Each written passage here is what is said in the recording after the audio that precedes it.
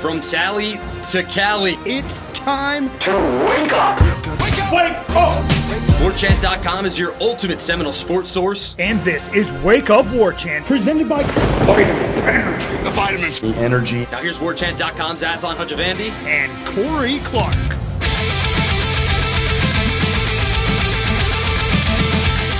Wake up! It's Wake Up Warchant presented by Vitamin Energy. Coming up on today's show, solid little weekend. As the Seminoles add 5 portal pieces, we look at the big picture of the roster. Michael Langston gives us a pulse on the portal and some hoops. Plus, the whole scroll right committing thing happened mid-show, so some stuff might sound dated, but it's not. Promise. Wake Up Warchant presented by Vitamin Energy. VitaminEnergy.com. It's clinically tested. It's clinically proven. It's award-winning, patent pending. It was a 14-day clinical study, everybody, where 89% of the participants agreed that the shots were effective at boosting energy. 75% agreed they were able to focus and concentrate better after taking a shot. 82% said they felt energized very quickly after taking the shot and felt less fatigued throughout the day because it's all natural caffeine. Slow, gradual absorption. Feel good all day. 7 hours, probably even more if you take the whole shot at once. I still half shot, man. Spread it out. Still feel good. VitaminEnergy.com. Shake it and take it. Go check it out. Noles behind this whole operation. Support Noles. Supporting Noles. Warchant.com. Ultimate Seminole sports source. The home of Corey Clark's writings, Ira Schoffel's writings, Michael Langston, Matt Lasserre's recruiting insight, War Rooms from Gene Williams, Tom Lang, analytics breakdowns, Jeff Cameron show, this show. Thumbs up. Subscribe to it. Corey Clark.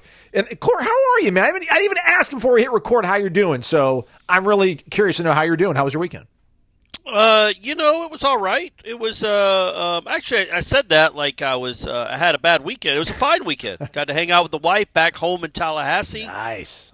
Same. Got to back home at Corner Pocket. Got to watch the Noles basketball team put up a dub, and then the women win the next day. Bad trip for Syracuse. Down to the Panhandle, and overall a good day. The Falcons lost. That's fine. Sorry, you didn't expect them to win. Actually, I did expect them to win because that would have hurt their draft spots. So they usually win when they don't need to.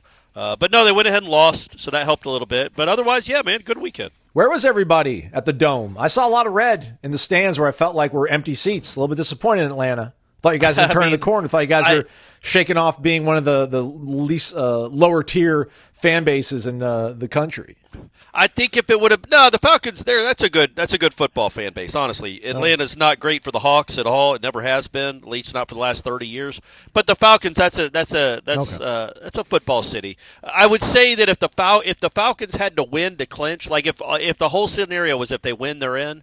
I think it would have been a much bigger crowd. But knowing that all the Bucs had to do was beat the lowly Saints, I think most people are like, yeah, I'm not going to spend that kind of money to go watch a game that wound up being meaningless. It was tight there for a good long while for the Bucs.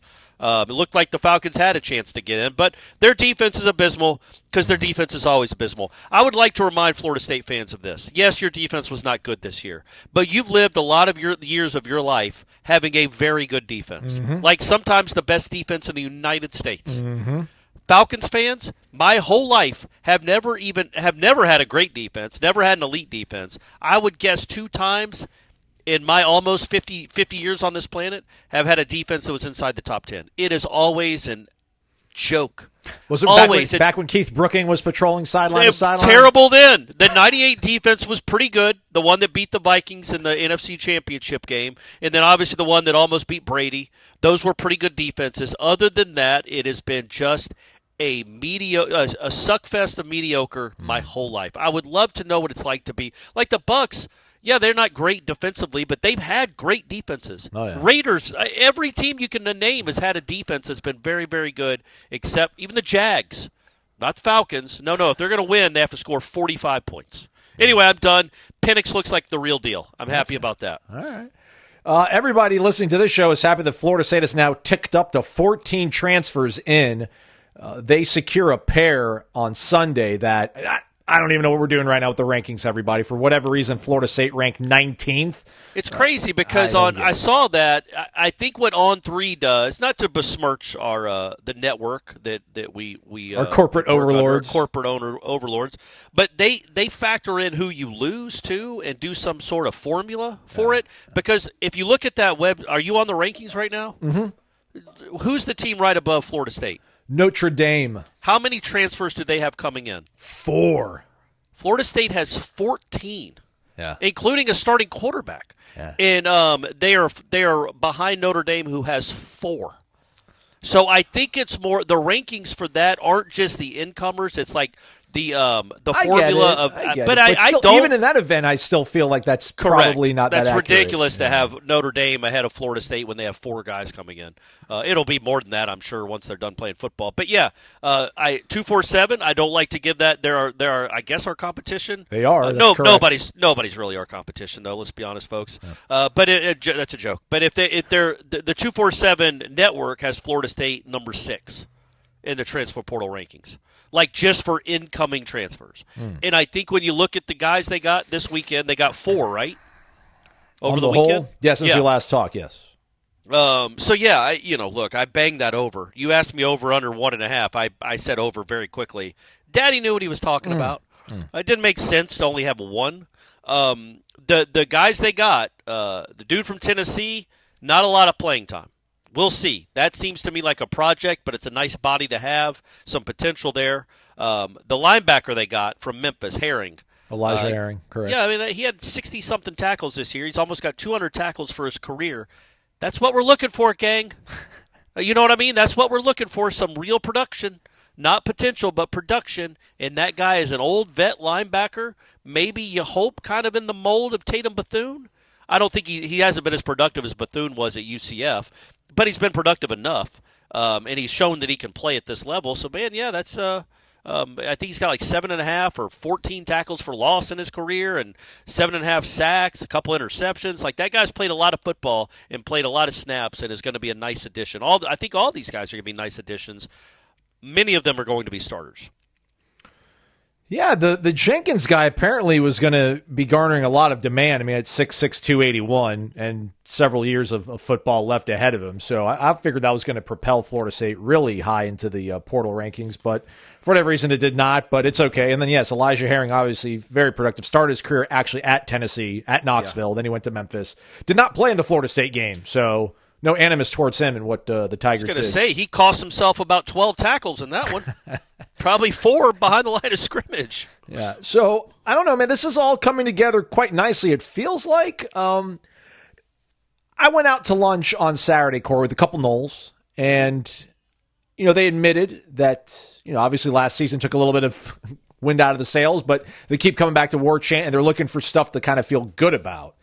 And I'm like, I feel there's a decent amount of that going on with everything they're adding, with the coaching staff that they've now brought in here, Corey. But I probably should have wrote this whole thing down in terms of having like a chart. But when you're watching football on Sunday and the Rams pop up on red zone because they're on defense and Jared Verse makes a sack, or Braden Fisk has a TFL, or the Niners are playing and then Renardo Green's name gets called, you realize how incredibly gifted and talented this team was in 2023, which obviously everybody knows. And you talked about this program having some of the best defenses ever. 2013 was like that.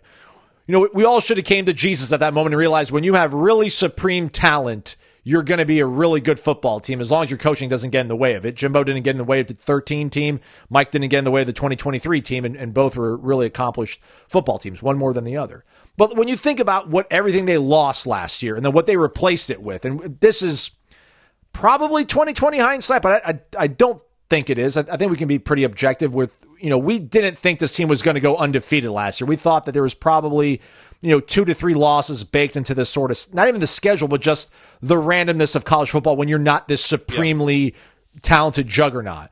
But now when you start thinking about what they're swapping out from last year to what they're bringing in this year, I mean, I think that's where you really have to start feeling good about it. We've talked about the offense. I mean, the offensive line is going to be, I can't imagine one returner is going to start. Maybe Richie Leonard, because maybe Richie Leonard's your one incumbent guy. Otherwise, it sounds like they're still putting the heat on trying to find another receiver, new quarterback. I think the Faison running back from Utah State, last I checked, I think he's still uncommitted, and they specifically want him, so we'll see if they can pull him. But what they're doing on this defense now with Stephon Thompson at linebacker, Elijah Herring at linebacker, the guys that they're quote unquote replacing. The kid from North Carolina. Yeah, LaValle's more of a project, but yeah, I think Blake. We'll see if Cryer can bounce back from his injury, but Herring might be a better linebacker than Blake Nicholson. Stephon Thompson's probably a better linebacker than Blake Nicholson. Blake's going to probably get better this offseason. But just again, like when you start thinking about what they've replaced up front, yes, we liked Patrick Payne. We really liked what Marvin Jones was going to be going into this past season. Obviously didn't work out. But with James Williams, he's only scratching the surface of what he can be as an edge rusher.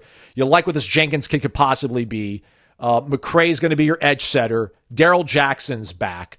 When you start adding up, and subtracting what you've lost, what you've added, and this kind of goes counter to what we've seen on the On3 transfer portal rankings, but not going out on a limb here, everybody, this whole rambling speech later, but this defense is so much better positioned this upcoming season. There's going to be so much growth, it feels like, because you know what you have with a lot of these guys that have played a lot of football, and then the guys that still haven't maybe played 300, 400 snaps in a season have measurables that make you feel, the potential's there.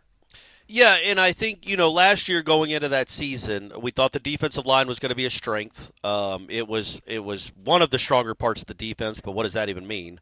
The linebackers were always a big question mark because there was just no experience, none. You got Sean Murphy from Alabama. He never really played. Cam Riley had not been playing at Auburn all that much.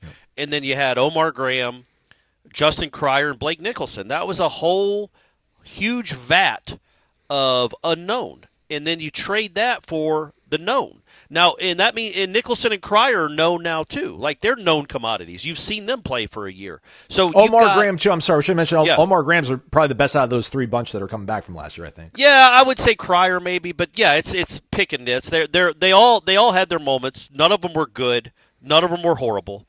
But you now have three Division I linebackers that you're bringing back off your own team, and then you just mentioned at least two starting type linebackers that you're bringing in, and Thompson from Nebraska and Herring from Memphis, before that Tennessee, along with the kid from North Carolina that did not play a whole lot, but when he did play in the bowl game, he had 10 or 11 tackles and was kind of all over the field. So you've got 6 or 7 real bodies now. And that's real depth, because when you get a linebacker banged up, it shouldn't mean, oh, there goes the run defense. Now you've got real depth. You've got real competition battles. All that makes practice more intense. All of that matters, and I think you have not stacked this defense, in my opinion. I'm not going to be the negative Nelly. That's usually Aslan's lane. Correct. But I do want to pick. I do want to point out they are getting starters, I think, in the portal. I don't know that they're getting stars. Jared Verse, Braden Fisk, Keon Coleman, Trey Benson. Those Johnny Wilson ended up being stars. Yes. I think you're not necessarily getting stars so far in this portal cycle, but you have completely revamped and solidified your starting lineup. And man, if you're just competent, if you just have a competent starting lineup, the difference. So if they play to what their level of production should be on this defense, I don't know, man, top 40-ish, top 50-ish. Maybe, the talent isn't overwhelming, but it's not underwhelming either. Darrell Jackson's an NFL player. Maybe this new edge from Nebraska is an NFL player. These other guys are big, big bodies. And you got to take into account new coaching. You hope better coaching, better scheme, better fit, all that. So you're looking at a defense that will go from 108th in the country or whatever. It could be cracked the top 50, top 40, and that's just with starter-level players. Now, what if one of these guys turns into a star? Or two of these guys turn into a star? If the Williams kid from Nebraska, now that he gets freed up to play more snaps, all of a sudden becomes a terror and is an all-conference guy. Well, that's what you're kind of looking for. But the baseline, again, I think the basement for what this team can be is so much higher than it was this time a month ago, clearly. I mean, I just think this defense has been revamped and the offense has been revamped. We got to see what it looks like. But I do like that they've gone out and gotten productive guys that have played, guys that they know can play. They're still missing a little bit of the star power, in my opinion, to be like, oh, they got a chance to win the national championship. But they definitely have a chance, I think, if they can stay healthy and find the right pieces and make it all fit because of the guys they're bringing in. I think they got a chance to be, top tier ACC. And we'll see what that means come December. But they got to be healthy. They got to win some close games, all that crap. They got to get some luck. But I just think the roster has been revamped in a very positive way. And again, we'll talk about this a lot. But when you look at just the starts that they're bringing in the transfer portal compared to last year, Like I think Lolahea and Leonard were the only position players, not named DJ, that had real college starting experience. That's like 2 out of 12, right? Or 14, whatever that was. That's you were hoping and praying a lot with potential. Well, now you've got guys that have you've got grown men coming in that have real starting experience and know what it's like to be on a college football player and be on good college football teams. So hopefully that will help them win a lot of games next year. And we don't talk, enough probably about the incoming class as well. There's some guys there that might be able to make an impact as a freshman. I know they don't have the 5 stars next to their name, but there's enticing prospects. We talked about the junior college wide receiver that's got like the really big wingspan, and Jordan Scott, who's 6'7". They also got the defensive end or the defensive line. I don't know if he's defensive. I don't think he's defensive. He's 6'4", 280, but Tylen Coleman, who was a JUCO defensive lineman. So that's another piece of that puzzle that they can have on defense. I agree with your point, though. The star power might not be there in terms of first-round draft picks, but with this staff, and just don't get in your way. And this schedule, again, man, this is, the Alabama game feels a lot more manageable than it did 3 weeks ago, 4 weeks ago. We'll see what they do at quarterback. Yeah, it does. It does seem more manageable for sure. After that, you've got Texas A&M Commerce, which I guess now is like East Texas State. I don't think they even call it Texas A&M Commerce anymore. Weird rebrand. Kent State on the 20th. And listen, your home slate in conference is Miami, Pitt, Virginia Tech, and Wake. Wake has got a brand new coach. Virginia Tech's coach is going to be on the hot seat. Pitt, I think did they lose their OC, old Caden Bell? I don't know if he left. I don't know, but I feel like they lost their last 6 games. Yeah. Bit of a slide there. I mean, Sincere Edwards was one of their real kind of emerging pieces, and he left. Unfortunately, Florida State and went to UCF. Then you got to go at Clemson. I mean, Klubnik is back. They got rid of their defensive coordinator, so maybe Clemson makes a bit of a reboot. NC State didn't look all that great down the stretch. Stanford on the road, and then Virginia on the road. So manageable schedule, better roster, better coaches. Throw that in the mixture, throw that in the blender, and it's like, all right, man, that's November, and you're in contention for a playoff spot, which after 2-10 and not having the war chest that, Texas and Ohio State and Oregon have, you have to feel good about it sitting here on January 6th. Especially with the coaches. The combination of the incoming players, which I think they're up to now 35 new players, to go with the coaching staff that we believe in, man. Again, I know maybe people aren't all that fired up about Malzahn. I would say that's kind of dumb. This is about as sure a thing as there can be in college football that you are going to have a competent offense. It's about as sure a bet as you can make. This guy is always has a good offense. You can say what you want about his head coaching ability. You can say what you want about his quarterback recruiting and the fact that he doesn't put guys in the league, or you don't like that he doesn't throw the ball enough. It does not matter. They run the ball, they score points, they gain a lot of yards. Every offense he's ever had of the last 20 years, save 2. They've been top 25-ish in the country in all this stuff. So this guy knows what he's doing, and he's freed up just to be an offensive play caller. That's all his role is. And he's got kind of a cool toy in Castellanos. So I do believe that the offense is going to be twice as good, at least. Now, again, I have to remind everyone, twice as good from last year means they're average, because they were the worst offense anyone's ever seen in 2024. But he will have them competent. And again, as bad as the defense was, if this offense in 2024 had averaged 30 points a game instead of flipping 15, they're in a bowl at least. It's not an outright debacle. No. And I do think the defense will be better. I don't expect the defense to be great. I don't expect the offense to be great. I expect them both to be serviceable to decent. And if they're serviceable to decent, that is a recipe for, at minimum, 8 wins if you stay healthy. And 8 wins can turn into 10 wins with a little bit of luck, and then what are you doing in December? We don't know. But I think the requisite additions have been made to the roster to make this a more physical, better, more productive, more experienced college football roster with not nearly as many question marks, in my opinion. And, the big deal is we think the offensive line will be better, a lot better, we hope.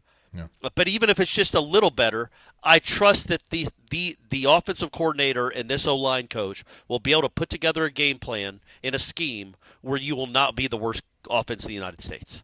They will somehow manage, even if they don't have 5 first-rounders on their offensive line, to be able to move the ball and score points against almost everybody they play. And that's a good thing to have. I would like them to not have to play Alabama to open this whole thing up. But Malzahn ain't scared of Alabama. So that's fun. That's good to know. And you do get them at home. I just would like to be. I'd like this program after a 2-10 season. Really, they're 2-11 in their last 13 games. 2-12 is certainly on the table when you're opening with Alabama. You'd like a gimme. You'd like a gimme to be above 500 after the dismal season of 2024. But that's losers talk. That's a loser's mentality. How good would it feel to start off 1-0 with a win over Alabama? Hey, everybody, Florida State's back. That was a weird blip. Florida State is a real program again. This is a real football team. So, yeah. But either way, yes, they're not done. As we talked about, they're going to add more pieces.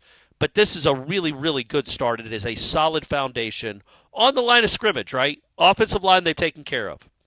We hope. In terms of bodies. In terms of bodies and possibilities. They have restacked, reshuffled the roster with guys that we know can play college football, and that Herb Hand believes can play college football. That's good. And then on the defensive line, same thing. Getting Darrell Jackson back is huge. I would still like maybe the kid from Tennessee. Again, that's probably a depth piece until he's a project, though. He might end up being awesome. I'm not going to limit him. But, what do you have, 15 tackles this year? That's not anything that gets too excited about other than the prototype size. It's a big kid.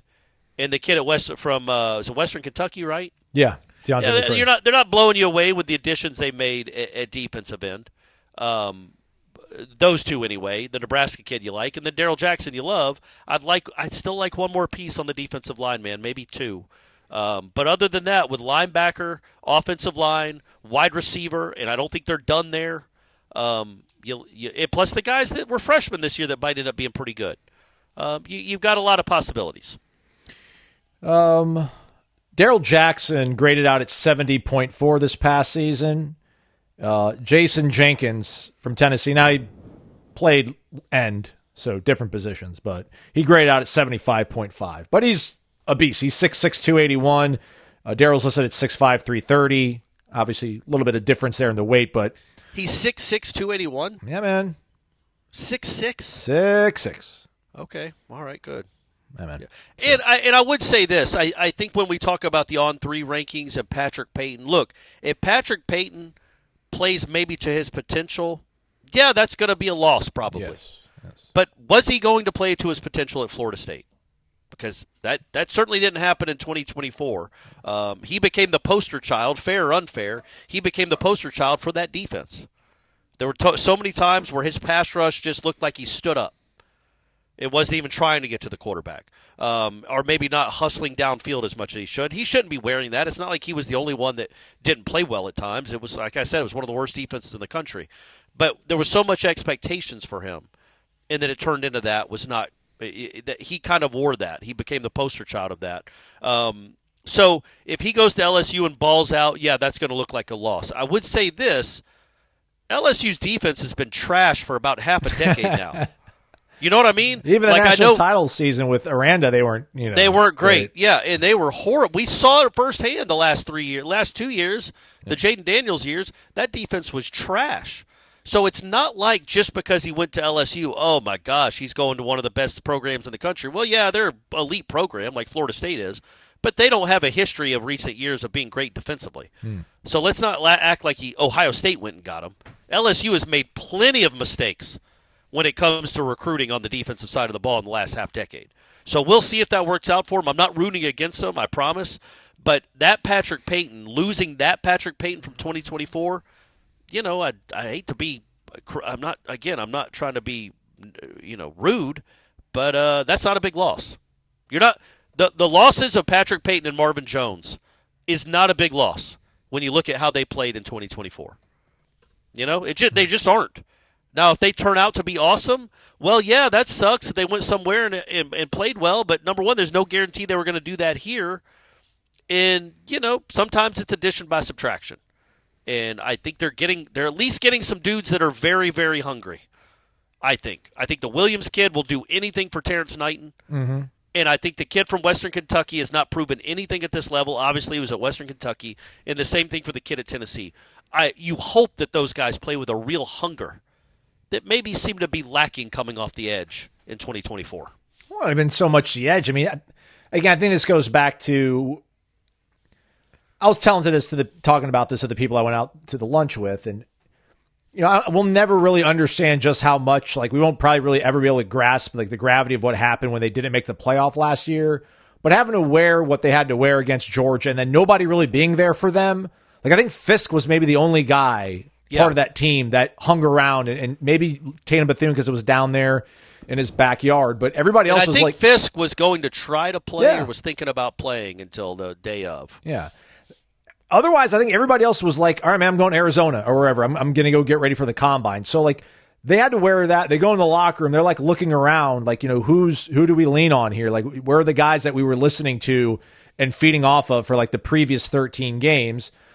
And then you do this whole reboot. You bring in all these new guys, and I think all these guys that you brought in were so much of I've made it. Mike Norvell is the portal king. He picked me. He brought me here. I've made it. I'm just a plug-and-play piece because this guy's got this thing rolling. I'm going to show up, listen to what he tells me to do. I'm going to do it, and I'm going to be awesome.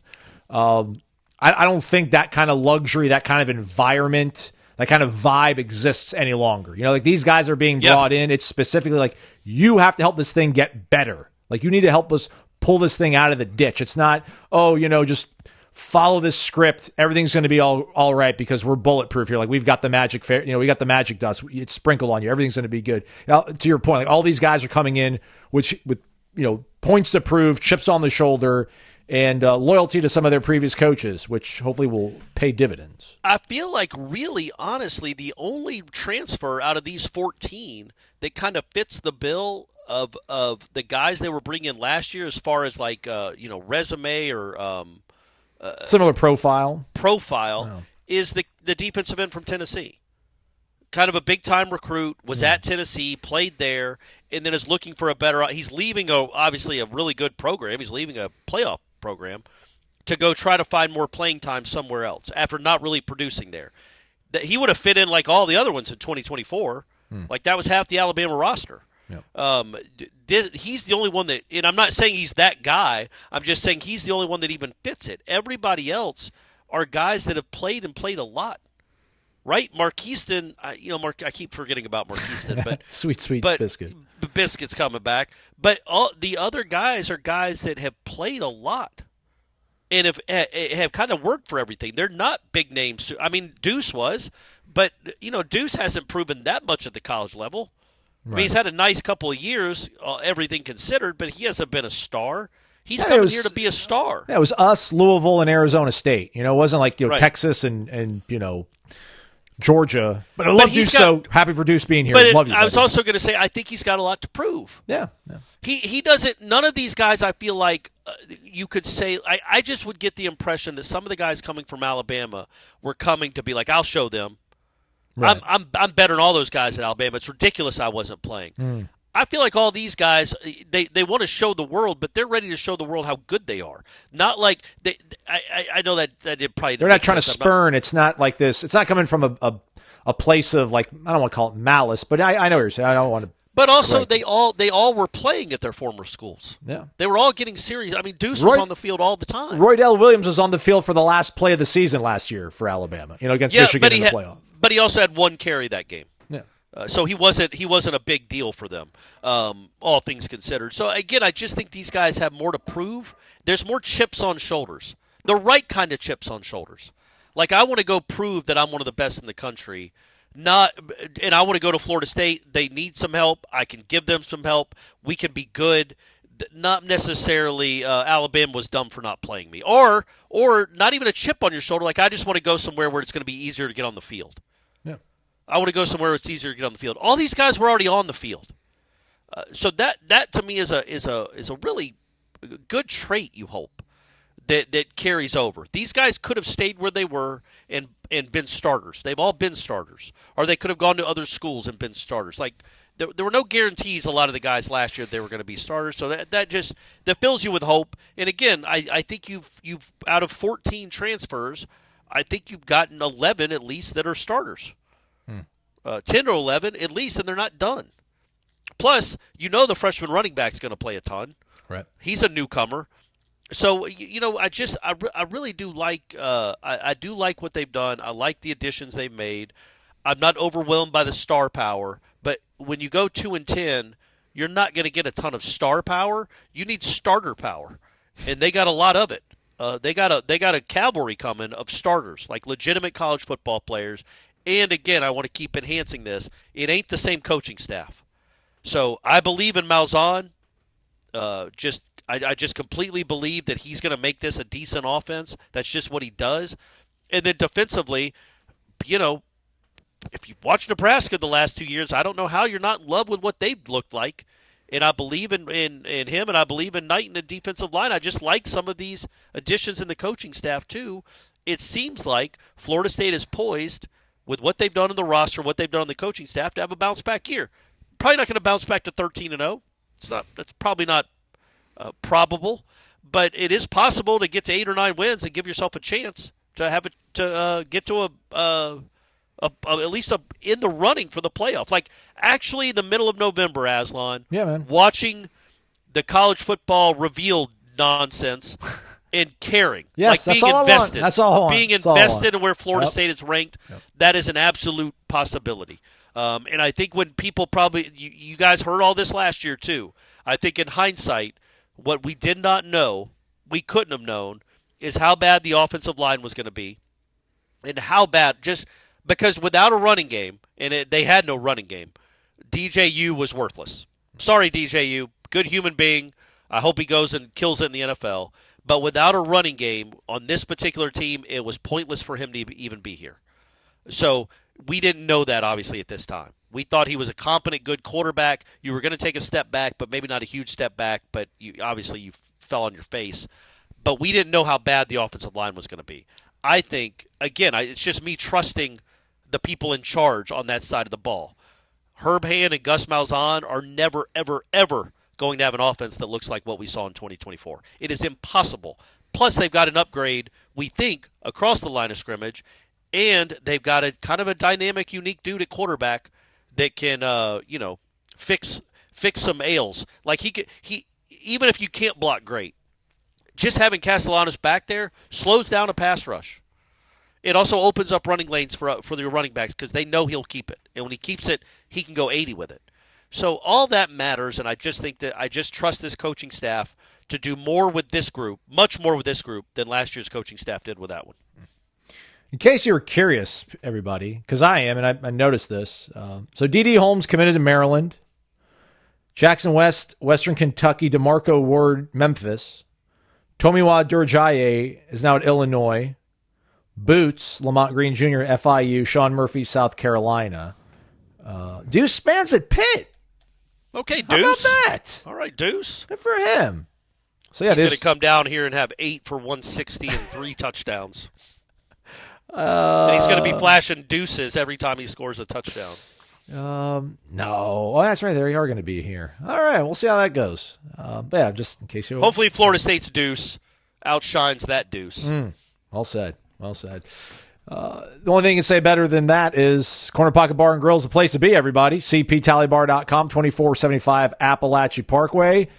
Trivia night back tomorrow, Tuesday, 7 p.m. start time. Kickoff, Corey? Oh, yeah. Oh, yeah, buddy. 7 p.m. That's right. Thursday, bingo night, 4 rounds, $250 in cash each single round up for grabs.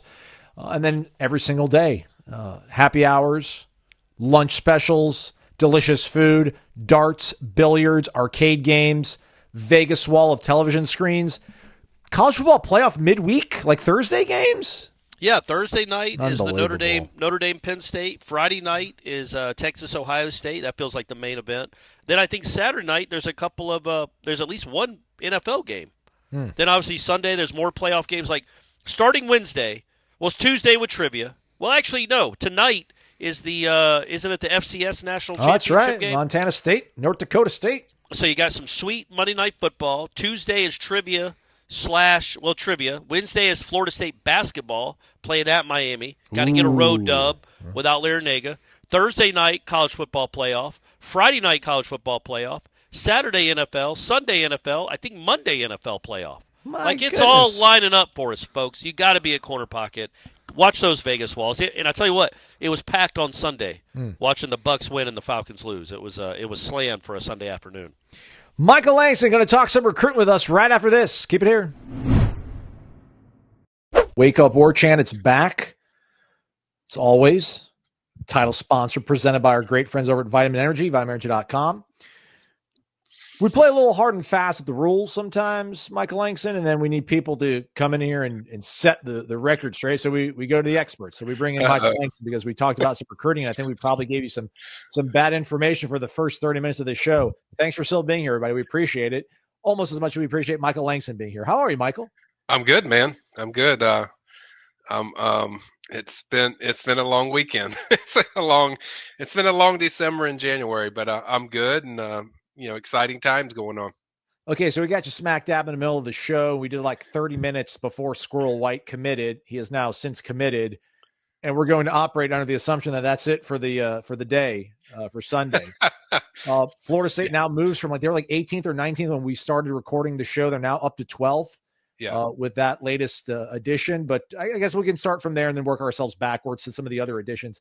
Squirrel White, we've talked about it. I've talked about it, and you've had to listen to me talk about it. But basically, it's always a little bit nervy when guys show up to campus, have a great visit, and then leave without committing. It's always like, well, if they really liked it here, you think they'd go ahead and pull the trigger, but sometimes they want to take some more visits and everything. We're going to talk about another guy that did that and all worked out. What worked out with Florida State and Squirrel White to have him commit on Sunday, Michael? I think it was very telling for me that FSU was the first visit. He had plenty of time. He was in the portal that he could have visited all these other places. He visited FSU probably for like 3 days too. I think the offense in general clicks. They wanted a productive playmaker, one that was different from Deuce Robinson. Obviously, Deuce with a lot of catch radius and size, and then Squirrel's more of a guy that gets separation routes. Very just I guess squirrely. Just does a lot of things where he's fast, he's speedy, he finds creases and very electric speed and a game breaker. And I think you pair him up with a guy that I think does some things as well from the running back position, like Jalen Lucas. I think, and you got a lot of explosive playmakers, but I think he adds a lot as a pure receiver to that as far as speed and just playmaking ability. Did he say something about Oregon? Who'd Florida State beat out? I mean, he said he was going to visit North Carolina, and then he was going to visit Oregon. I was like, okay, he might be able to go to Oregon or North Carolina. There's no way he goes to Oregon when you have the time constraints that you have to get a school. I'm not even sure he went to the North Carolina visit. Personally, I think he was going through the enrollment process. By the way, he's already signed, if people didn't know. He's already been officially announced by FSU. So I think he was going through the enrollment process I think he already knew after that visit. And I kind of sensed that even before the visit, but definitely after that, FSU it was going to be very likely that he ends up there. So I don't read a lot into that always. Hey, they don't commit right away, because I've heard a lot of them where they commit and then they kind of wait, and I think they have another one out there that could kind of potentially fall into that, but I'm not gonna give that away if that does happen. But I think overall the fit just seemed to be there from the moment, and the specifics that were covered on his visit, the way he talked about the different things and the way they're going to use him, I think spoke to kind of how not just FSU coveted him, but how he coveted FSU. And I think it was just a match that was perfect. Speaking of coveted, and speaking of Tennessee, Jason Jenkins, large human being, when he entered the portal, some of the more national writers talked about he was probably going to be one of the more coveted defensive linemen in the transfer portal. Saw some more opportunities as the season went on for Tennessee, played in the playoff game for the Vols. Huge body. Last time we spoke, and I want to defend you here real quick, Michael, because sometimes, people want like they want a black and white answer out of you, man. They don't want any gray. They want like yes or no, give me something. And you're like, listen, this is why I do what I do. And last time we spoke, I'm like, he was supposed to show up. Did he? And you're like, no, he didn't. It's probably not a good sign, but I'm never going to say, it's like, I'm not closing the door on it, but it doesn't look great. Well, he eventually shows up. He made it to campus, and then he commits to Florida State. How did that kind of commitment, or rather the recruitment, go about, and just how intriguing of a player is Jason Jenkins, who stands at like 6'6", 280? Yeah, and the reason I said that, the wording I got was TBD, to be determined when it comes to the visit. So they told me that. So that's kind of why I've left the door open. I think they were hoping they would just get that visit. I think it came down to North Carolina and FSU, and he visited North Carolina, I think, before the FSU visit. Even the Texas oil money of Texas Tech tried to get involved, but they were able to stave off that. But I think overall, from a fit standpoint, he felt so good about, what Tony White's going to do, what Terrence is going to do. And I think the visit really just kind of solidified, kind of his feelings of how he felt like this is a place that I can really, they're going to bring it out in me. I'm not saying he's this guy, but the situation reminds me of just how it was with Jermaine Johnson when he was at Georgia, where he was flashing, he was doing a lot of nice things. He was making plays. The Vols didn't want to lose. This is a guy that they tried to keep and keep there. And I think he's a guy that, FSU from a talent perspective really was very high on him, right up there with, a guy like James Williams, who they're also very high on. They got from Nebraska. So I think they feel pretty comfortable that with those two guys and those two edge guys, along with the other additions they have, I think they feel like these guys can get us where we need to go. And I think the main thing when you're adding pieces is you got to see that talent, how it's going to transpire to your program. And I think with all those guys, FSU saw a very high value to what they were going to get. And certainly with Jason, he fit everything they were looking for. Jenkins, is he a hybrid guy? Is he more a pass rush guy or edge setter? How do you kind of, I know the 3-3-5 is going to be new to a lot of us, but what have you kind of heard initially about how they might plan on using him? I think a little mixture of a few things. At times when there's third downs, you want to put him in there. I think he does well as far as the leverage. He does great on leverage. I think he's very good against the run.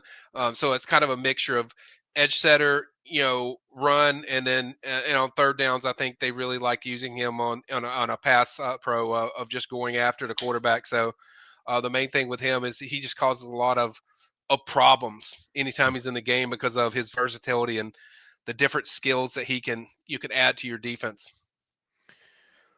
Let's keep it in the state of Tennessee. Once of all, most recently a Memphis Tiger, but linebacker, another position that Florida State looking to give themselves some options here. You like Blake Cryer coming off an injury. Omar Graham puts his name in the portal, takes it out.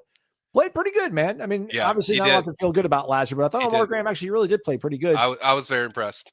Yeah. Elijah Herring is a guy that had all sorts of accolades coming out of high school, goes to Tennessee, ends up at Memphis here of late.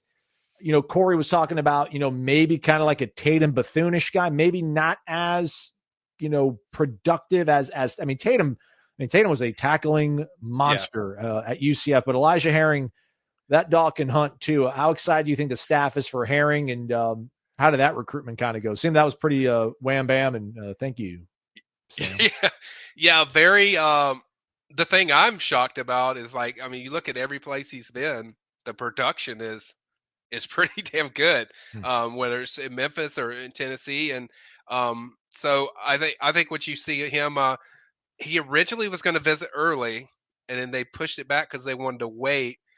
They want to see how things went, and they want to make sure. I think they also want to make sure that they were one of the last visits that they got, because they felt like there's a mutual connection here. We want him. I think he definitely wants us, and there's covenants from both sides. I think it was mainly they wanted to make sure that this was probably one of the last visits that he was going to take, and it was. And he did something I've never seen, Aslan, from the portal. I've never seen this. His commitment was actually announced by FSU when they announced the signing. He didn't actually do it. Now, he did commit, and Matt Lasser got up with him, but he's not a guy that talks a lot. He's Love just it. all about business. Love it. He's on business, and but just got right into it. And I think my thing too with that is like I do like the flashes and excitement of what I'm going to see out of Caleb Lavallee, but I wanted to get there to be a very productive guy that'd be the second guy that they got. And I think Elijah definitely checks off that. I think you also had Marquise Trent Watson from Georgia Southern thereafter, but that one's kind of I was a little wary on that one because yeah, the production is off the roof, but the level of where he's playing at, is that going to be the same production that you get at Florida State?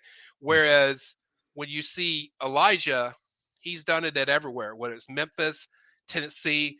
He's shown that production that you feel like the fit's going to be, I think, even stronger. So I think that's why we saw that he was the second and probably the last linebacker they added in this class. Diamante Diggs, a guy that committed to get, I think, us into the weekend. Yes. I think you characterize him as kind of maybe like a depth piece, 6'5", 210, played there at Coastal.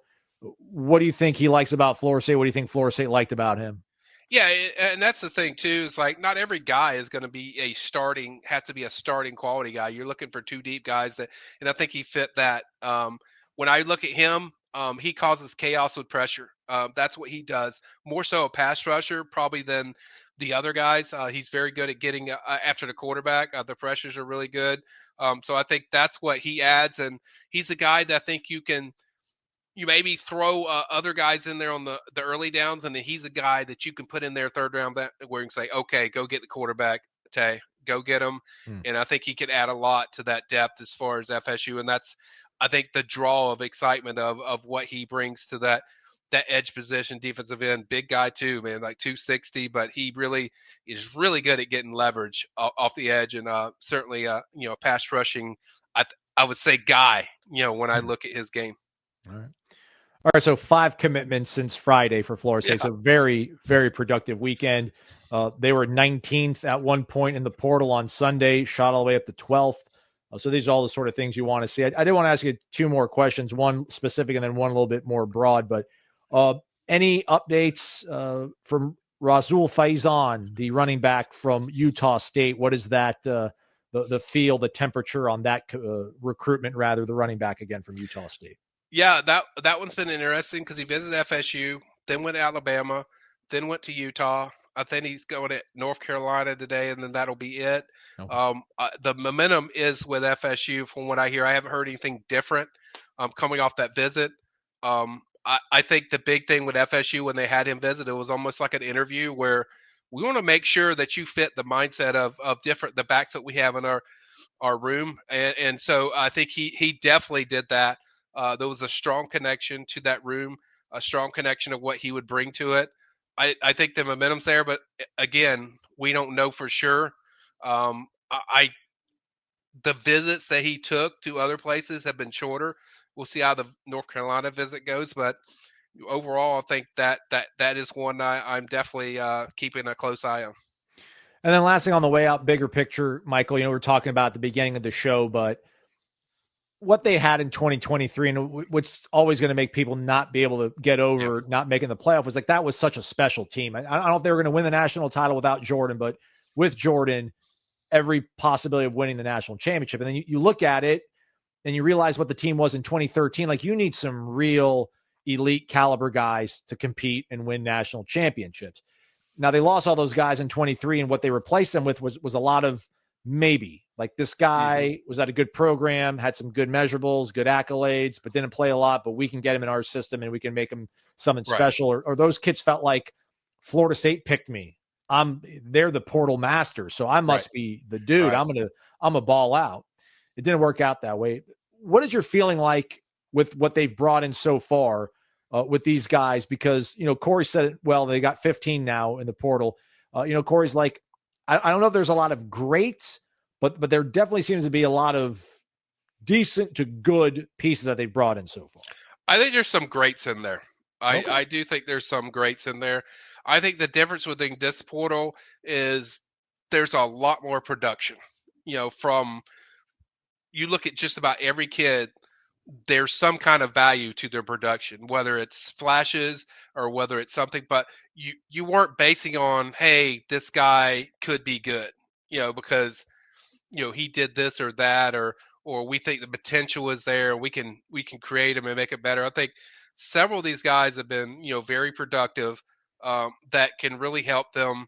I think too, and it's very, I use this word a lot. They were very calculated about every guy they went after. When you look at just every position, whether it's, quarterback or, even the running back, where they don't really have to have someone, but, to kind of just finalize the room. I think, they want a guy like Faison, but just, adding guys like Squirrel White, Deuce Robinson. I mean, they didn't add anything like that, when they brought in the previous group that they had.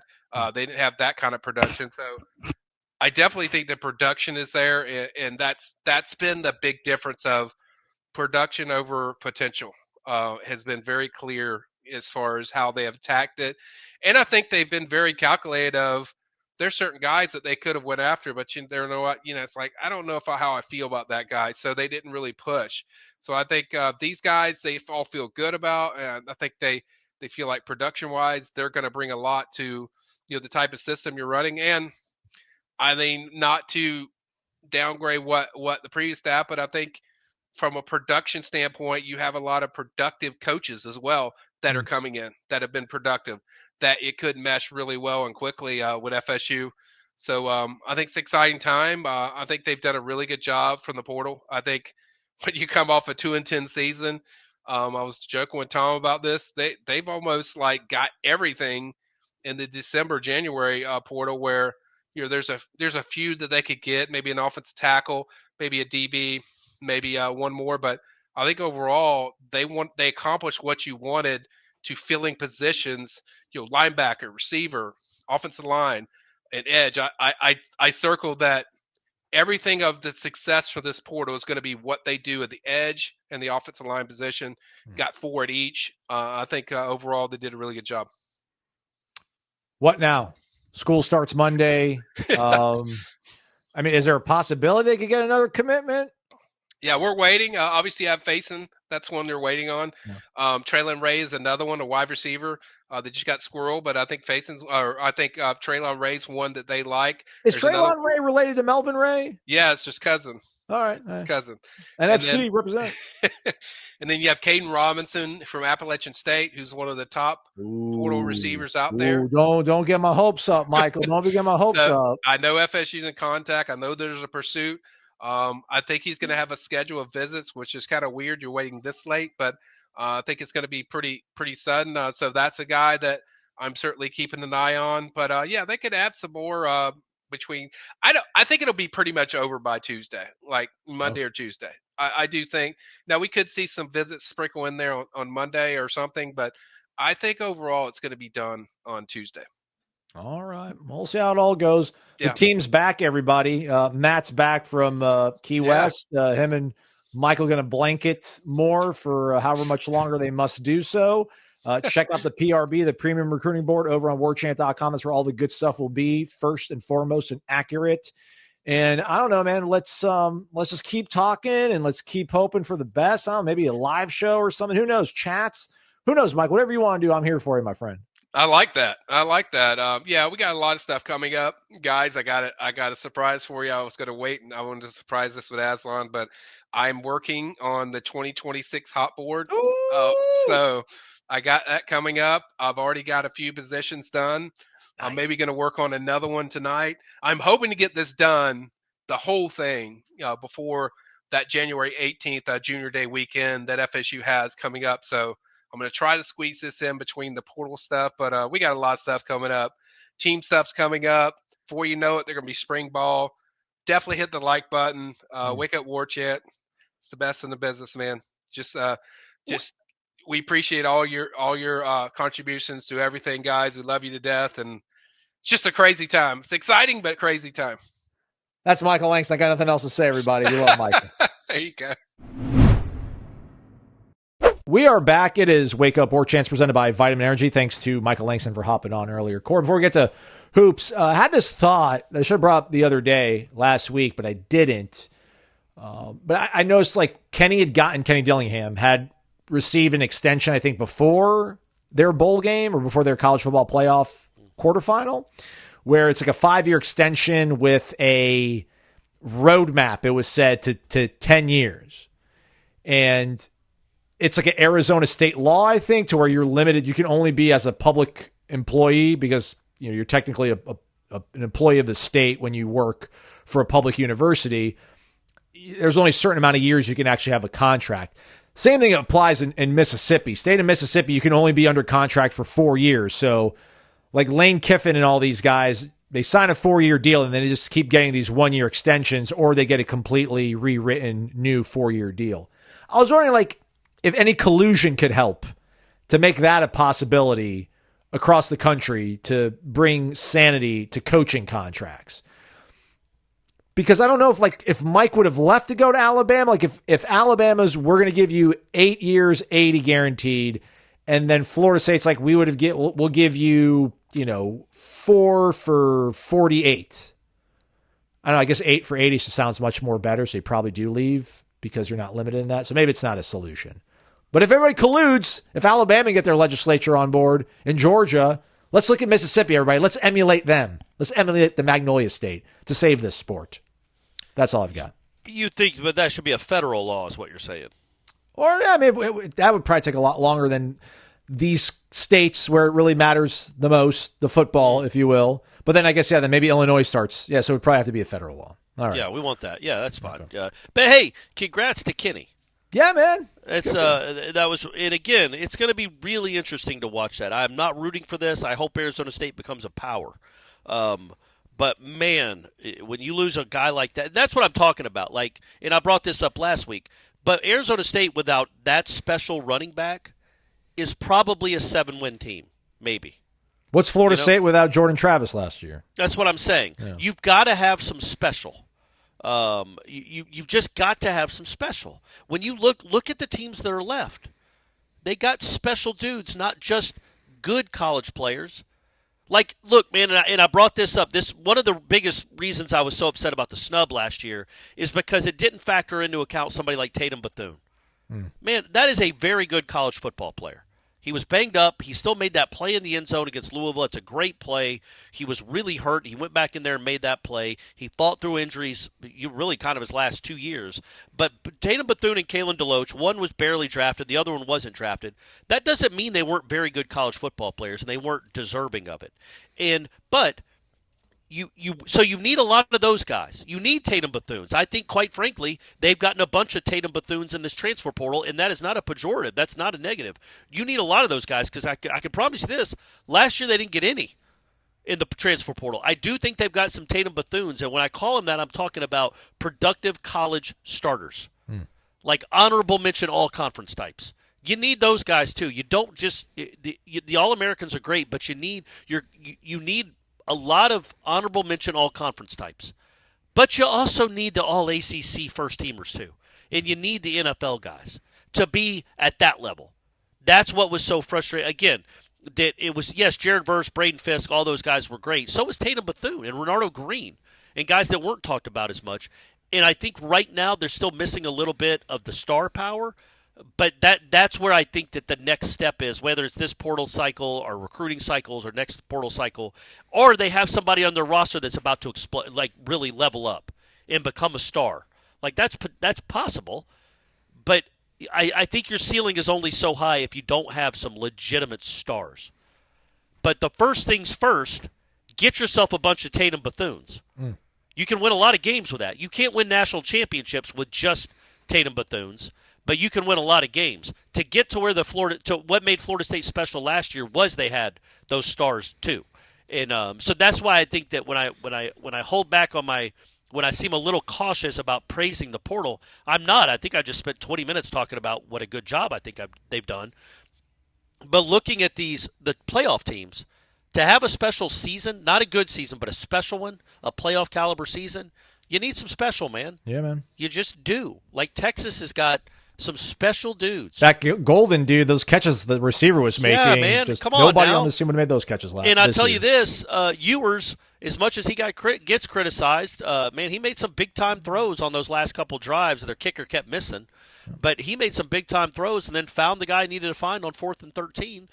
And then also, you just name them. Notre Dame. What about Notre defense. Dame, though? Where's their special? It's all over their defense, and that running back is special if he's healthy. Jeremiah Love. Yeah, he's a really good player. He's going to be an NFL. He's probably going to be a first-round pick, I would think. But they've got a special running back, and they've got really good defensive players. And Penn State, same thing. Penn State's got some first-round picks.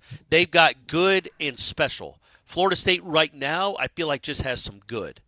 And maybe they don't find any special, and they have just a decent season. Maybe they go find some special in the next week or come April. Or one of these, these high school kids, the freshmen that are on the team, the redshirt freshmen, they become special, and then you see where the ceiling goes. But that's, I'm just so happy that they look to be poised to be at least decent to good again. And we'll see if there's any special on this roster. Right now, like we knew Keon, right? Yes. Like just the stats and the highlights from his Michigan State days and what he did to like Ohio State, I think. You knew, okay, that's not normal. So you just hope there's one or two special guys on each side of the ball that can be those real difference makers, like game changer types. Right now they just have, I think, good solid starters, maybe better than that, but not the special first round talent that you need to be in the Final Four of the national championship playoffs. But hey, baby steps, folks. I get it. We're talking about a 2-10 football team, so it's probably too much to ask to think that they would go get enough special that you're like, yeah, I don't see how they're not in the Final Four next year. That's not really reasonable. So yeah, but I so far, man, with the off season with the coaching staff, and then another weekend where they get four and counting commitments. They've overhauled the roster, and it looks like it's going to be better than it was last year. Maybe not any special, but maybe decent to good. Florida State hoops? ? Coming off a win on this weekend against Syracuse, improved to 10-4 on the year, 90-74 over Syracuse. I'll let you go ahead and be the positive guy after I say this. My takeaway is the first game I think I've been able to watch all year because every other subsequent game had been on ESPN Plus, and I don't have ESPN Plus. Man, it's Syracuse is not a good basketball team. That was my biggest takeaway. I thought Florida State looked good, but I'm like Syracuse to what I'm expecting out of them. Although I guess in the last few years, even under Boeheim, they were a little bit sloppy and they weren't nearly as ferocious as they were. But ACC's down, so maybe Florida State can kind of be one of these midfield teams and get a good seed in the conference tournament, and then something crazy happens in February, early March. Yeah, man. Yeah, you're right to say that. Miami is 4-10. Syracuse is second to last in the conference at 6-8, which is just crazy. Virginia Tech is 6-8. Cal is 7-7. Notre Dame is 7-7. Virginia is 8-6. Georgia Tech is 8-7. North Carolina is 9-6. There's just no. Duke is the only ranked team in the ACC. Clemson is 4-0 with them. Clemson's the second best team, I think. Pitt is 12-2, 3-0, so they're a pretty good team too. But other than that, Louisville, okay, they're 3-1 in the conference. But it's yes, I think that's fair to say that's a big takeaway. Is Syracuse basketball is on. I mean, it's a rough go here. It's a rough stretch for Syracuse basketball. And what's funny though,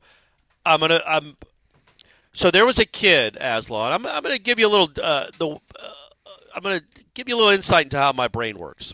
There is a redheaded 5'10", 150-pound kid going through the layup line with Syracuse before the game. And I'm like, look at that kid.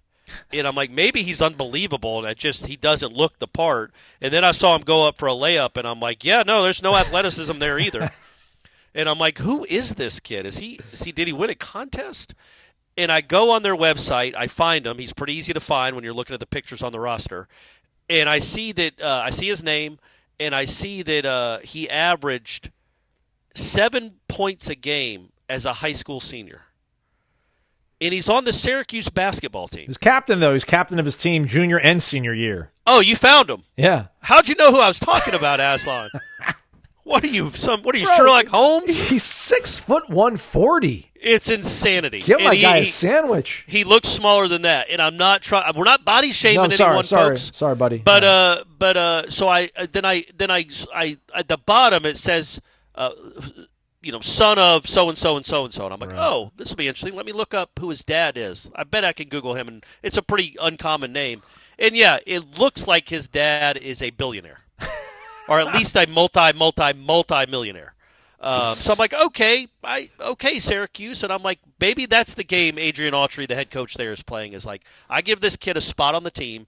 His dad is clearly giving us a lot of money, and next year we're bringing in some big boy recruits to turn this thing around. Whatever it takes, baby. Whatever it takes. If you got to go get the son of a billionaire to give him a spot on your basketball team so you can go afford a starting backcourt, whatever it takes. We had a guy in high school that was not particularly great at playing the game of basketball, but his father was generous enough to donate a scoreboard to our high school gymnasium, and he made it onto the team.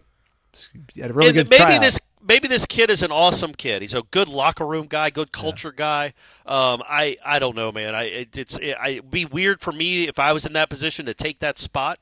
He literally, folks, he averaged 7 points a game in high school, and not a good high school team. It wasn't like he was at IMG just throwing alley-oops to NBA players. No, he was at a bad high school team in northern New York, upstate New York, and now is on the Syracuse. He's obviously a walk-on, but he's a basketball player that gets to travel with the Syracuse basketball team. So anyway, I hope Syracuse turns it around. I hope this is a means to that end, is getting some AC money or whatever this guy's business is. VC, sorry, and turning that thing around because, yeah, man, this is depressing. It's not just Florida State, and we'll get to the game in a second because they did play well enough, but it's just depressing what this league is. Like North Carolina had to hit a 4-point play with 2 seconds left to beat Notre Dame, who's 7-7. Notre Dame's 9-6. I read off all that mediocrity. There's one team that's ranked. Meanwhile, the SEC has like 11 teams that are ranked. And so I hope the ACC can get back there. As for Florida State, what troubles you about the way the conference is this year, there's not a lot of marquee wins out there. The only chance I think that they could get to the tournament is to get to, 13 wins in the league, 12 or 13 wins in the league, and also one of them being at Duke. Like, that's about it. Like, there's not enough chances to go up and get yourself a spot in the NCAA tournament, which would then be 4 years in a row they've missed. I think 3 or 4 years in a row they missed. So yeah, we'll have. I'm sure we'll be having more of those conversations as we get closer to the end of the season. But I was thinking about Florida State basketball, and I'm not lowering the bar here for the long haul, but for this season, I do like that they're fun to watch. Yeah, they are. That was a fun game. It was. Yeah. They have two uniquely talented offensive guys in Ewan and Watkins didn't even play well at all. No. He didn't play well at all in that game. He still finished with 15 points. I like Ewan. He's just not a normal guy. He just doesn't move like a 7-footer. He's just a different dude that is a really good offensive player. And then Daquan Davis and Taylor Bowen are starting to make strides. Like, I think Daquan Davis is the real deal. Like, I was talking to Leonard after the press conference, and I'm like, man, he thinks he's the baddest MFer on the planet. And he goes, absolutely he does. And it's been like that since he walked through the door. And I'm like, you can't put a price tag on what that means, to have that kind of confidence, to not only be good, but to know you're good. Like, he's almost like a captain as a true freshman. That guy might be in a couple of years, if he's here, who knows, that he would be he'd be the focal point of the team. He'd be the leader of the team. He's got some just leadership qualities that you really, really like. Plus, he's a good player, and he's a pest on defense and all that. So I like watching him. Taylor Bowen played really hard, got a lot of rebounds, had another double-double. So there's some stuff to like. It's just, their defense, by and large, is not going to be good enough to win them enough games to get in the tournament. But I was thinking about this, Aslan, switching it back to football real quick. That's it? That's all we're doing for the basketball team? Yeah, good win. And they better beat Miami on Wednesday. Miami is 0-3 in the conference. They don't have a head coach. Their head coach just left. So yeah, they need to go ahead and win that game. And Leonard had no comment on the ongoing lawsuit because his lawyer told him not to. His lawyer told him not to talk. Yeah, so he didn't say anything about it. He wasn't asked about it because they handed us out a statement said that was his statement. But people always talk about just going back to like who deserves to get into the playoff, and it's like if we want to compare it to the NCAA tournament, would you have a problem, you personally, if let's say Missouri State goes 28-4 in their conference, or 28-4 during the regular season, goes 19-1 in their conference, but loses in the semis of their conference tournament? Wouldn't you say they still deserve to get into the NCAA tournament? I always feel so bad for those one-bid leagues when the dominant regular season team ends up flaming out in their conference tournament, doesn't make it in. I always feel bad for those teams. So yeah, I would be like, they deserve to be in the. Isn't that kind of like Indiana going 11-1 with that schedule? Like, yeah, man, of course Ole Miss played a harder schedule, or so-and-so played a harder schedule. But by God, the regular season needs to matter and reward the teams that deserve to be there, not a team that lost 3 or 4 games in a better conference. Like, the point being, I think the people that talk about college football, and I'm really kind of talking about one person in general, but one network in general that kind of sells one conference over the other, they think that like the college football playoff is going to be lessened if they let a team like Indiana in, as opposed to the 5th best team from the SEC or the 6th best team from the SEC. I don't think the rest of the country, back when the ACC was awesome in basketball, the rest of the country would have been upset if NC State, 9-9 NC State in conference, didn't get in so Missouri State could get in. I think they'd be like, yeah, that's fair. Like, NC State gets the benefit of playing in the big boy conference with all that money and all those fans. Let Missouri State, who played much better throughout the season, they were the dominant team in that conference, let them get in. They deserve it. And it's weird that, like, we think that college sports fans wouldn't be okay with letting a lesser team, a Cinderella, quote unquote, get into the college football playoff. We love Cinderellas in the college basketball tournament. We also think that they're deserving. Like you said, I think all of us are of the like mind that it sucks that these smaller conference teams have to win their conference to get in. They absolutely have to go win it. No way the Ohio Valley can have 2 teams from it get to the NCAA tournament. We got to make sure the 9th place team or the 11th place team in the SEC gets in, as opposed to the 2nd place team in the OVC. Man, if you win 29 games, you're a winning basketball team that would be a problem in the NCAA tournament. And I think that, like, I just think that that's overlooked with the people that talk about college football, as if it has to just be the teams that we deem the best, not the most deserving. And also, I think college football fans are the only people that were upset that Alabama didn't get into the playoff, live in the state of Alabama and are Kirk Herbstreit. That's it.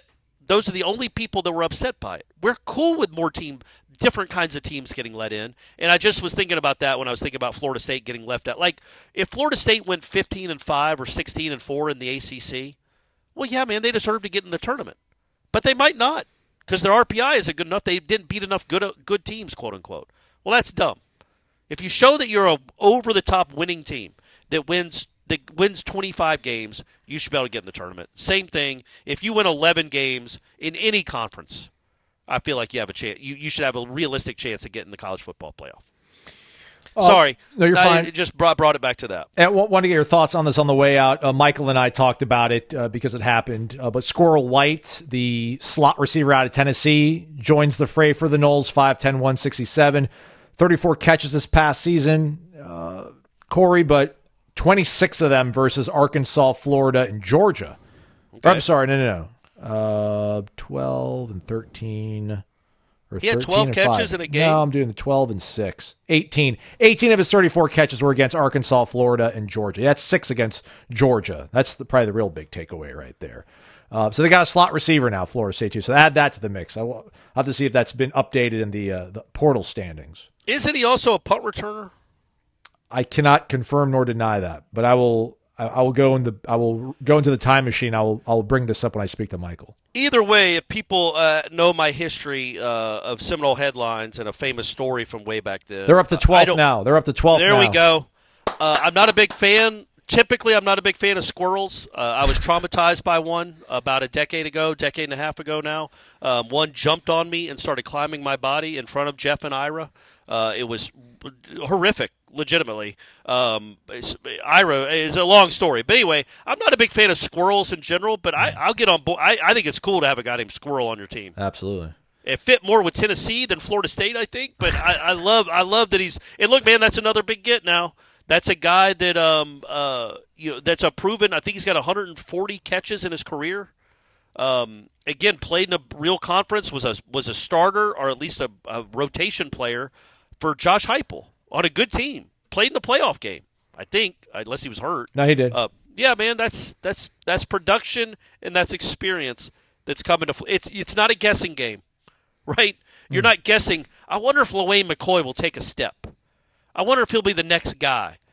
Look, man, you don't have to wonder. Squirrel White is the guy. He's your next Ja'Kai, except he's bigger, right? And he's really, really fast. Marginally. He's 5'10", 167. That's much bigger. He would post up Ja'Kai and just dunk on him all day. Don't say I'm that just about kidding, Ja'Kai. You know you're my dog. So yeah, he's another Ja'Kai, a little more productive probably than Ja'Kai was in college. But still, that's a great get, man. Now you've got – think about what you think you have. And this isn't even accounting the guys that are still on campus that might end up blossoming. And again, I just mentioned one, LaWayne McCoy. There's Elijah Moore. There's other guys that might end up doing some things here. Hakeem. But you've got 2 6'6"-ish guys out wide. Yep. And you've got, I think, one of the fastest players in the country at slot. Also, you've got Castellanos, and you've got Jalen Lucas. Like, you've got some weaponry again, maybe. You know, it all goes – the quarterback needs to see it and get it to him and make good throws and all that and run it. But, man, that's just another weapon. That's another weapon. I don't think we look at this receiver core right now nearly with as much nearly as many question marks as we did going into last season, right? Like, we didn't know what they were last season. Yeah. You know what Deuce Robinson is, and you have hope that he can be much better than that. You know what Squirrel White is. The JUCO kid, we don't know. I think we don't know what Hakeem is, but we like the fact that there's a chance he could be something. And I will say this. I might rue the day. I might be on freezing cold takes. We'll see. There is a chance that Destin Hill never gets close to as good as what Squirrel White is. Whoa. There is. I mean, yeah. Well, I mean, there is, right? Yeah. Like, he's got 5 catches in his career. This guy's got 140. So, again, I wanted Destin to stay. I think Destin had some real stuff to him. And I really do hope he has a good year at LSU. And I hope he gets to play in the NFL and live out his dream and all that. He always seemed like a really likable kid. Yeah. And he had a bizarre story to get to this point. But Squirrel White is a much more proven commodity than Destin Hill. So if you gave Gus Malzahn the opportunity to get one or the other, do you want Destin Hill, who's had 5 catches as your slot guy and is coming off a major surgery, or do you want this guy that's got 140 catches in his career that played in the playoff game? You know, I think that's and it's just as fast or faster. I think that's a no-brainer. So yeah, man, that's more good news. As people know, we probably got this. We'd already recorded some before we found that out. So that's 5 now this weekend. And I wonder, he returned 27 punts this past year. Okay, 26 as long as he didn't fumble any. As long as he caught most of them. Yeah, it doesn't no red on his PFF grade, so I would imagine you'd probably get red if you drop one. But sorry to interrupt. Take us home. No, so that's I think that's just another big get. That's a guy that can play. Can play. Is he Keon Coleman? Nope.